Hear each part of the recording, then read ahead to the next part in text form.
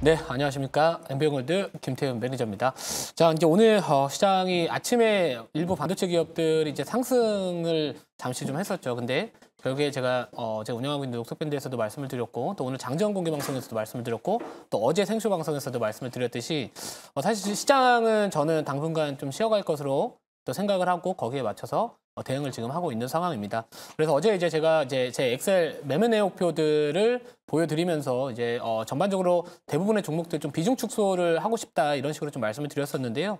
애초에 이제 생쇼 이 룰상 전체적으로 우리가 목표가 수정을 좀 할 수는 없기 때문에 제가 이제 어제 계속해서 좀 말씀을 드렸던 지금은 약간의 시장의 조정에 좀 대비를 해야 될 때이지 않을까 이렇게 생각을 했었고, 오늘도 이제 아침에 반도체 종목들이 급등이 나왔을 때 또 이 전강 후약을 조금은 조심을 하셔야 되는 시장이지 않을까 이렇게 말씀을 드리기도 했습니다. 자, 그럼에도 불구하고요. 시장이 오늘 하락 종목수가 상당히 많음에도 불구하고 오늘도 목표가 도달 종목은 2종목이나 또 나왔습니다.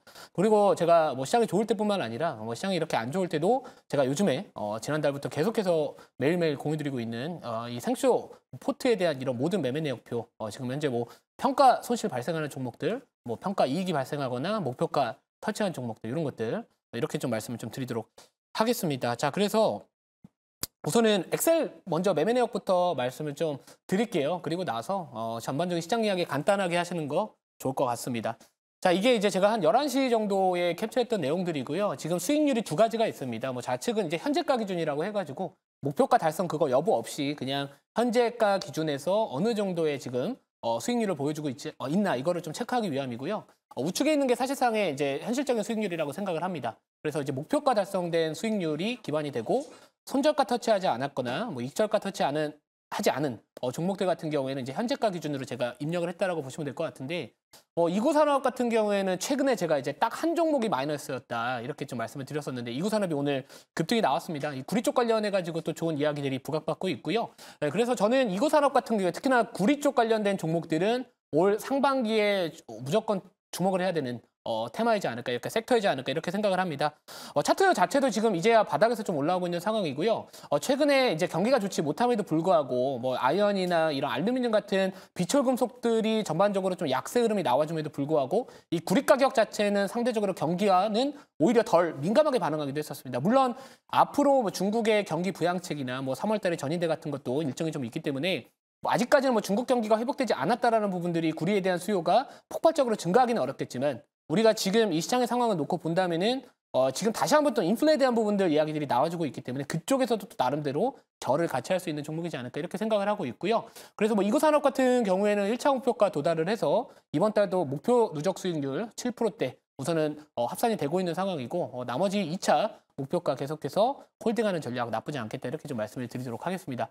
자, 그리고 오늘 또다시 목표가 도달한 종목이 하나가 더 있는데요. 한양 디지텍입니다. 그 이름도 제가 조금은 공개방송에서 너튜브에서도 좀 말씀을 드렸었는데 정말로 디지 땡땡하게 안 간다 이런 종목이라고 말씀을 드렸지만, 이 종목 같은 경우에는 이제 CXL이나 이쪽 관련해서 충분히 수혜를 받을 수 있고 시장에서 주목을 받을 수 있는 종목이기 때문에 그동안에 좀 눌림이 나오더라도 모아갈 만한 종목이다라고 말씀을 드렸고, 오늘 드디어 또 목표가 도달을 하기도 했었습니다.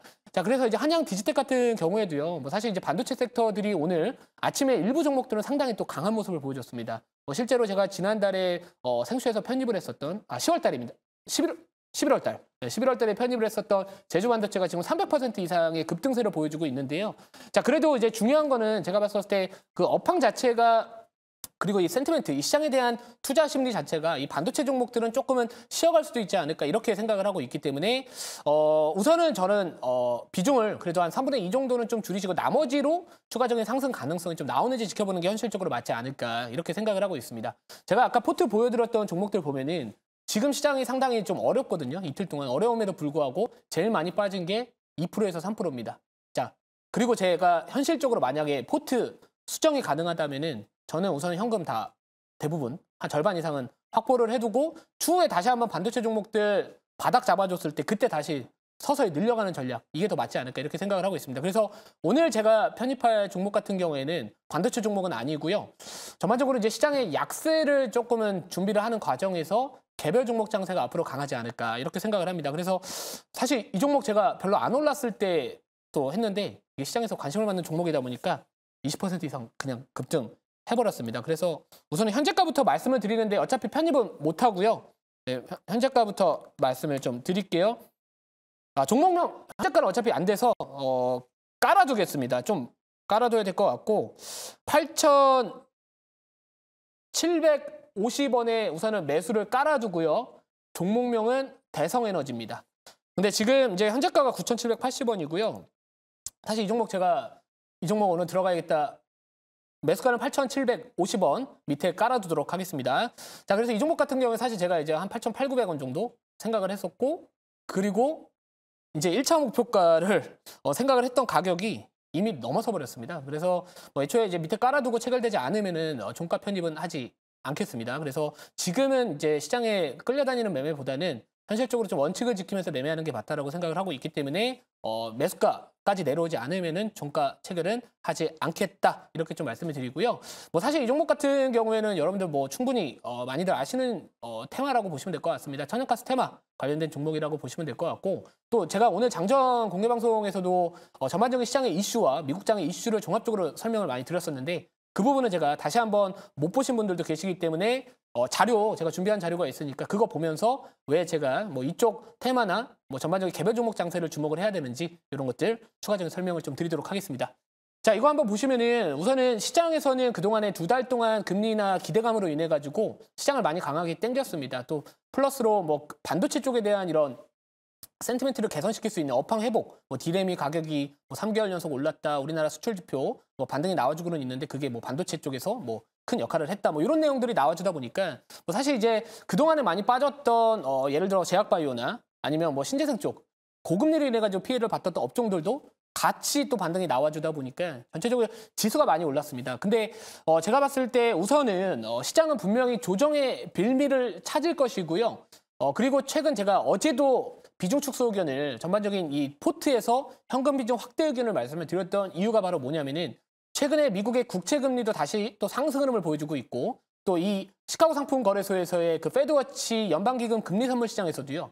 결국에는 3월달 금리 인하 가능성을 높게는 보지만 그 퍼센티지가 점진적으로 하락하고 있다는 겁니다. 그러니까 우리의 기대치 자체가 지금 이 정도였다면은 사실 시장에서 우리가 너무 그 관련해가지고 기대감을 갖기에는 조금 너무 좀 과도하게 기대를 하지 않았나 이렇게 생각을 했기 때문에 저는 우선은 추가적인 상승보다는 시장에 좀 조정이 나올 것이다의 말씀을 좀 드렸던 부분들이고요. 그래서 이제 그 시장의 조정에 또 빌미가 됐던 부분들이 바로 나타났습니다. 바로 지정학적 리스크고요.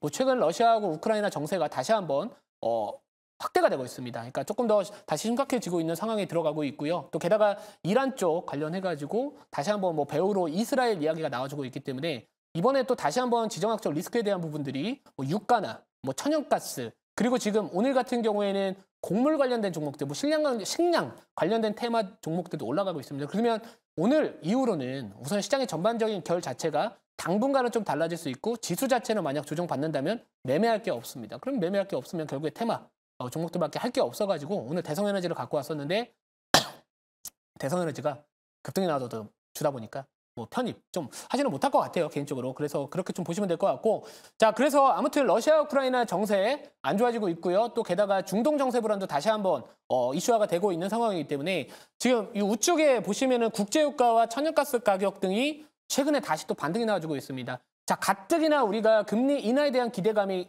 이만큼 높아진 상황에서 분명히 충분히 시장은 제가 봤을 때 그 기대감이 좀 꺾일 수 있는 부분들이 나타날 것이다. 근데 이게 바로 이제 인플레에 대한 제부감, 우려감입니다. 또 게다가 홍해 쪽 관련해가지고 지난밤에 이제 미국에서도요. 이 머스크, 최근에 이제 지난밤에 머스크, 글로벌 해운 2위사인 머스크의 주가가 급등을 했었는데 해상운임이 다시 급등을 하면서 관련된 수혜주로 올라갔기 때문에 결국에 운임료도 상승을 하게 된다면은 다시 한번 인플레이션 상승 압력을 자극할 수 있지 않을까 이렇게 생각을 합니다. 그래서 시장은 당분간은 기술주나 성장주에 대한 이런 센티멘트는 당분간은 좀 위축이 될 수 있는 부분들이 좀 여지가 있기 때문에 우선은 잠깐 뭐 비던 소나기던 장맛비던 잠깐은 좀 피하는 것도 나쁘지 않겠다 이런 생각을 갖고 있습니다. 자 다음 자료 볼게요. 자, 그리고 제가 아까 말씀드렸듯이 제가 매일 오전 8시에 이제 공개방송에서 계속해서 보여드립니다. 거의 지금 몇 달째 계속해서 보여드리고 있는데 자, 이전에는 사실 뭐 7월 달이나 6월 달에 금리 인하를 시작을 할 것이다. 그 다음 5월 달, 그 다음 3월 달. 근데 3월 달인데 그 3월 달 인하 가능성이 얼마 전까지만 해도 80%를 넘어섰거든요. 근데 지금 80%에서 밑으로 내려오고 있습니다. 결국에 우리가 절대적인 수치로 놓고 본다면 인하 가능성은 높게는 보지만 시장 자체는 충분히 지금 그거에 대한 기대감이 선반영됐다라고 보는 게 맞지 않을까 이렇게 생각을 하고요. 최근 미국의 10년물 국채 금리도 다시 한번 또 상승 흐름이 나와주고 있습니다. 그동안 채권 가격의 상승 흐름을 베팅을 했었던 그 투자자들로부터 약간의 차익 실현들이 나와주고 있기 때문에 또 게다가 다시 한번 인플레이션 우려감이 다시 한번 또 부각이 된다면은 이런 또 채권, 금리 쪽, 국채 금리 쪽 관련해가지고도 다시 한번 상승이 나와준다면은 전반적으로 이 성장주나 기술주들이 투자하기에는 조금은 부담스러운 환경이 당분간은 좀 우리가 좀 주민을 해야 되지 않을까 이렇게 생각을 합니다. 자, 그럼 마지막 자료 한 번만 더 볼게요. 자, 그래서 결국에는 이런 부분들입니다. 홍해 긴장 그리고 머스크 주가 급등했다라는 건 결국에 운임료 상승입니다. 그러면 당연히 운임료가 올라간다는 건 인플레이션에 대한 부분들이 다시 한번 조금은 시장의 키워드가 될 수 있기 때문에 당분간은 조금은 힘을 좀 빼자 이렇게 좀 말씀을 드릴게요. 자, 질문 받아보고요. 추가적인 가격 전략 말씀을 드리도록 하겠습니다. 네, 제가 질문 드리도록 하겠습니다. 사실 그 지정학적 리스크의 확정 가능성에 대해서 크게 보지 않았던 전문가들 대부분인데 실제로 이제 확정 가능성으로 가고 있습니다. 그래서 미국이 점점 이제 그 중동에 대한 뭐 홍해도 그렇고 또 페르시아만도 그렇고 통제가 어려워지는 상황으로 가면서 이 운임 급등하고 있는데 이 일시적인 현상으로 보시는지 아무튼 뭐 이런 불안은 계속 더 이어질 거라고 보시는지 그 부분이 좀 궁금하고요. 그렇다면 이제 운임 상승과 유가 상승으로 인해서 또 금리 인하라고 하는 부분에 대한 어떤 속도가 조금 늦춰질 수 있는데 이 부분 어떻게 보시는지 궁금합니다. 네, 저도 이제 이번에 그 중동 정세 불안 쪽 관련해 가지고는 당분간은 이제 시장에서 리스크 요인이 충분히 될 것 같다라는 게 제 개인적인 생각입니다. 물론 뭐 제가 뭐 전쟁 쪽 관련해서 어떻게 다 알겠습니까만 그래도 우선은 시장은 아무튼 이 정세라는 거는 하루아침에 해결이 되지는 않는다. 이게 포인트인 것 같아요. 그래서 만약에 배후 세력을 이란이 이스라엘로 잡고 있다라고 한다면 분명히 어떤 정치적인 부분들 뭐 이런 이야기들이 나올 거고 그게 그 중에 하나가 이제 그 흑해 쪽 관련해 가지고 폐쇄를 하겠다라는 부분들이 좀 있거든요. 그래서 제가 봤을 때 우선은 이 부분이 시장에 그동안에 좀 소외를 받았던 뭐 인플레이션 관련된 종목들이나 전반적으로 약간의 시장에 좀 하락의 강세를 보일 수 있는 약간의 테마 장세를 앞으로 당분간은 좀 견인할 수 있지 않을까 이렇게 생각을 하고요. 저 S&P 500, 나스닥, 러셀 2000, 다우 대부분의 미국의 지수가 단기적으로 과열 구간에 들어갔다라는 부분들도 이 차익 실현 욕구가 강할 수 있는 위치에 있지 않을까 이렇게 생각을 하고 있습니다. 그래서 전반적으로 올 한 해를 길게 바라봤을 때는 저는 당연히 뭐 주식 투자를 하기에는 좋은 환경이라고 생각을 하고 있지만 당분간은 두 달 동안 최근에 많이 올랐던 부분들에 대한 소화는 충분히 해줘야 된다는 게 제 개인적인 생각입니다. 그래서 혹시나 참고하실 분들 참고하시면 좋을 것 같고요. 자, 1차 목표가는 우선 말씀을 좀 드려야 될 것 같아요. 우선은 제가 아까 가격을 좀 밑에다 깔아뒀는데 만약 체결이 된다면은 1차 목표가는 10,000원 정도 잡고요. 그리고 2차 목표가는 13,000원 잡도록 하겠습니다. 그리고 손절가 같은 경우에는 7,500원 잡고 대응을 하도록 하겠습니다.